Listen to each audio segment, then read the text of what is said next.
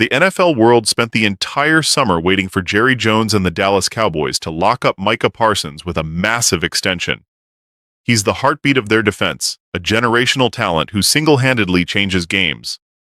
Most assumed the deal was inevitable. Instead, what we got was one of the most shocking twists of the offseason. Micah Parsons was traded last Thursday. In a surprising move, Dallas turned around and gave cornerback Don Bland a 4-year, $92 million contract extension. Bland is a terrific player, but he's not the name anyone expected to headline Cowboys news this week. Dak Prescott addressed the media and hinted at why the deal never materialized. "Honestly, I wasn't surprised," Dak admitted. "It started to feel personal between both sides. If this hadn't happened, we'd still be answering questions about whether Micah would play and when. That would have been a bigger distraction than just finding a solution." Translation: this wasn't just about money. It was about tension and fractured trust. According to insiders, Dallas wanted closure before diving into Week 1 preparations. And while most people expected Jerry Jones to wait until the last possible second to finalize a deal, this situation was different. In the end, the Green Bay Packers stole the show. They worked quietly, avoided leaks, and struck aggressively when the opportunity came. League executives noticed. The Packers handled this like pros. Now all eyes turn to Thursday night. Dallas opens the season against the Philadelphia Eagles in a primetime clash that just got a lot more interesting. What does losing Parsons mean for this matchup? For the Eagles, it's a dream scenario. Micah was their biggest headache. Take him off the board, and suddenly Philadelphia's elite offensive line breathes easier. For Dallas, the problem is glaring. Where does the pass rush come from now? Yes, the Cowboys have been practicing without Parsons all camp, but planning for something and living it on game day are two different things. This battle will be won in the trenches. Can the Cowboys slow down Philadelphia's bruising ground game? Can they hold up against a team that thrives on physicality? On the flip side, can Dallas establish the run and avoid becoming one-dimensional? Historically, the best Cowboys teams dominated the line of scrimmage. This year, that will be put to the test immediately.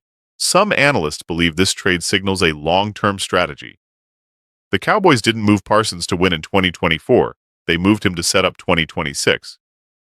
From here on, every game will raise the same question. How does this impact the team's future? If they struggle early, draft picks and roster building will dominate the conversation. But for now, fans only care about one thing: winning games. And Thursday is the first big test. The key question heading into that game is simple. Can the Cowboys score enough points? Without Parsons, their defense takes a major hit. That means Dak Prescott and the offense must carry the load. To beat the Eagles, Dallas probably needs 28 points. Can they get there against one of the best defenses in football? The weapons are there: CeeDee Lamb, new addition George Pickens, and tight end Jake Ferguson. But execution will matter. Offensive coordinator Brian Schottenheimer's new scheme is supposed to feature more motion, more play action, and deep shots. If Dallas can hit 2 or 3 explosive plays downfield, they'll have a chance. Otherwise, it could be a long night. Vegas moved the line after the trade, bumping it from Eagles 6.5 to 7.5. That's significant. Do you take the points with Philly, or trust Dallas to keep it close? Opinions are split. While Cowboys headlines dominate, let's not ignore some bold predictions from around the league. NFL insider Dan Graziano recently shared a few "don't be surprised if" takes that are worth discussing. First, don't be shocked if the Cincinnati Bengals make it back to the AFC Championship game. Despite back-to-back 9-8 seasons, this team has elite talent and one of the league's best quarterbacks in Joe Burrow. If the defense improves even a little, the Bengals become dangerous again. Burrow played at an MVP level last year, even with a defense that couldn't stop anyone. If new coordinator Al Golden sparks a turnaround, he could be in line for Assistant Coach of the Year honors. If not, and Cincinnati misses the playoffs again, the narrative around Burrow changes dramatically.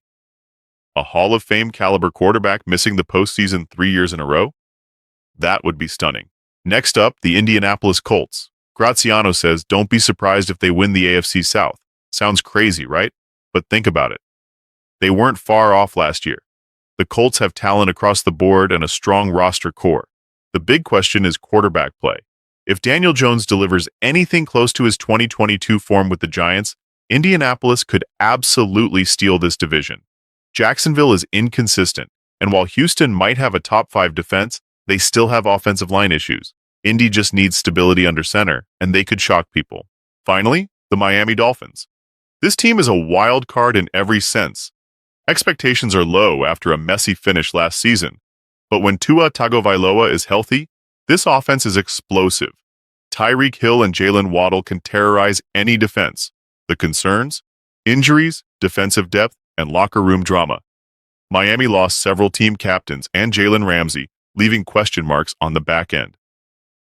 If the Dolphins start slowly, Tyreek Hill trade rumors could resurface. Mike McDaniel is preaching focus, no expectations, no noise, but that only works if the wins come early. Start 3-1, and they're a playoff threat. Start 1-4, and this team could implode.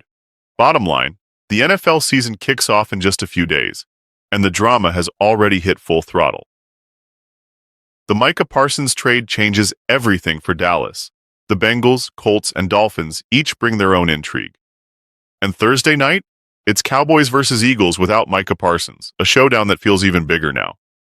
Buckle up because this season is going to be wild.